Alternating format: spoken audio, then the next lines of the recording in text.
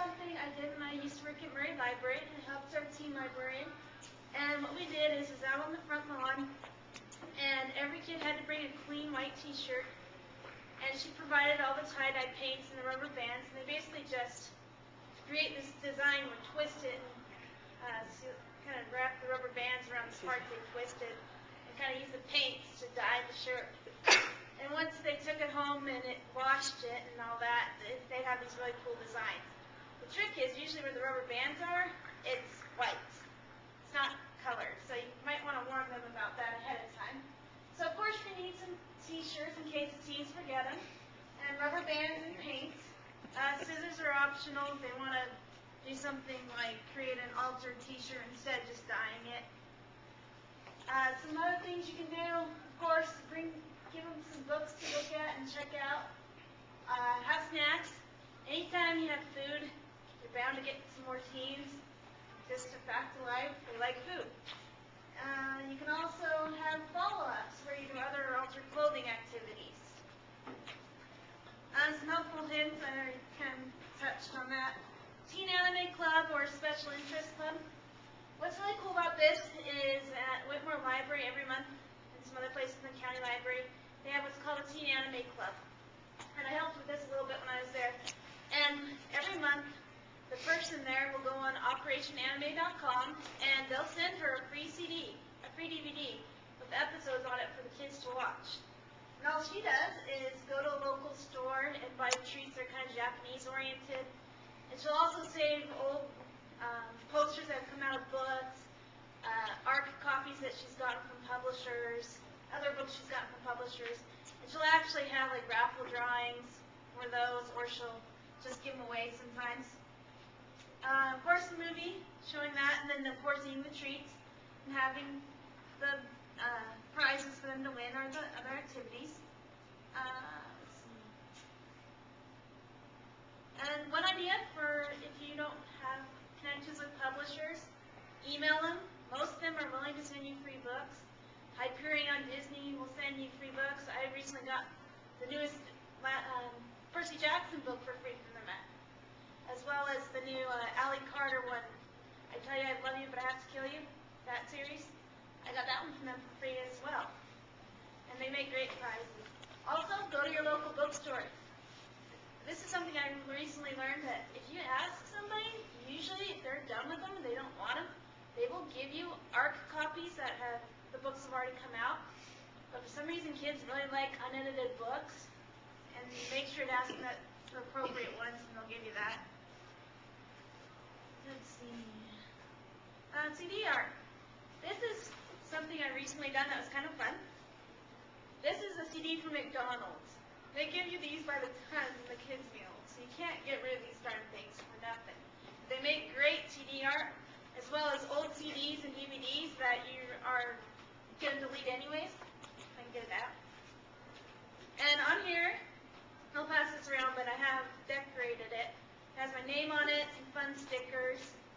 And it's not done yet, because I'm going to put magnetic strips on the back. You can't use the thick magnetic stuff. You have to get the kind that looks like tape. Otherwise, it won't stick on lockers very well. But a lot of girls like these, but the guys really like them too, because they can find really cool music that you're getting rid of, and they'll create something out of it. All you need really is old CDs, the magnetic strips, and stuff to stick on them.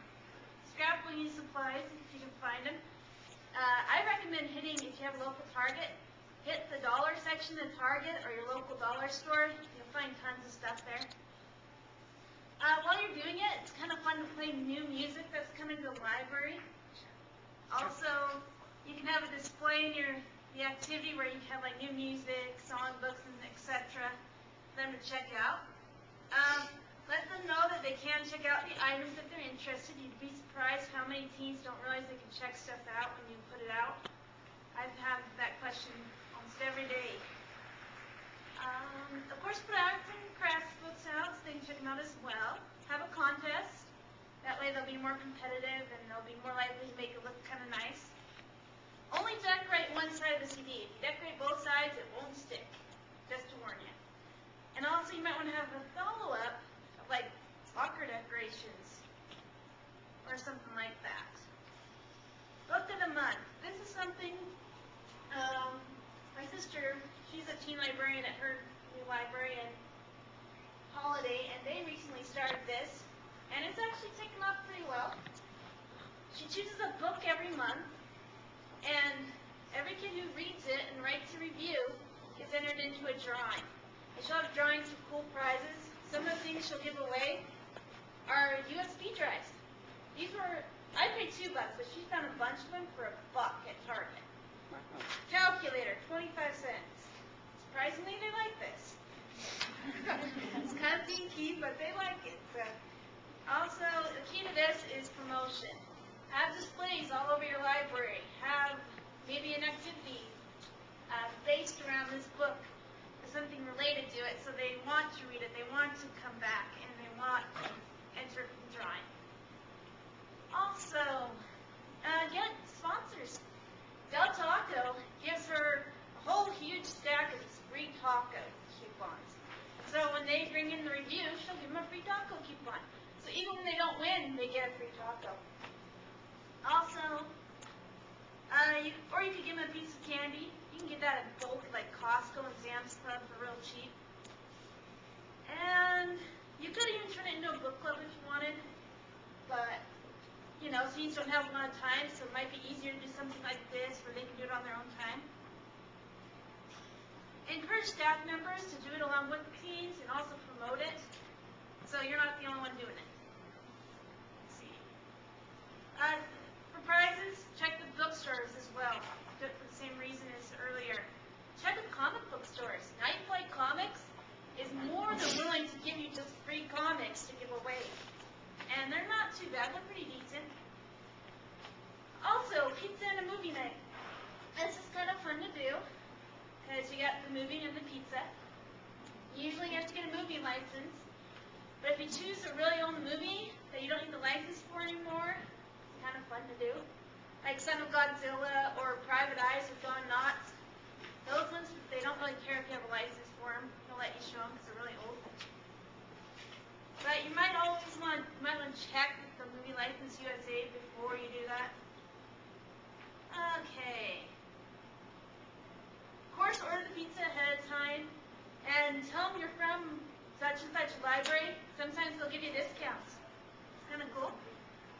You can also have crafts for them to do if you want, or a get to know you activity.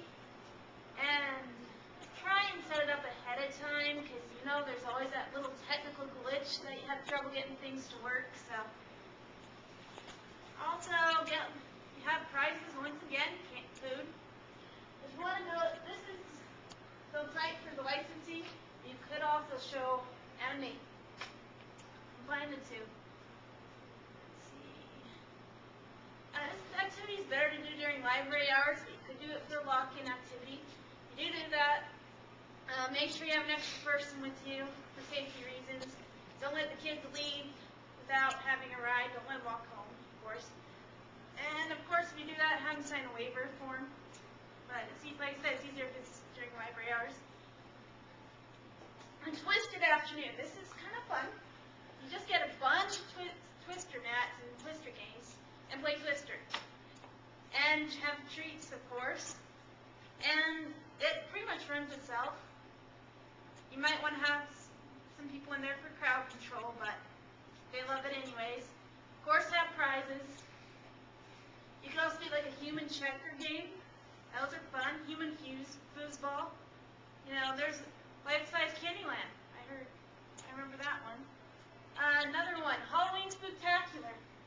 This one would be a fun Halloween activity right around Halloween, but you could change it to be any time of year. You'll, of course, need a costume for yourself. Those are pretty easy to do, I'm sure. Candy, craft supplies, Halloween decorations, and a laptop or a whiteboard that's decorated like a Jeopardy board. Okay?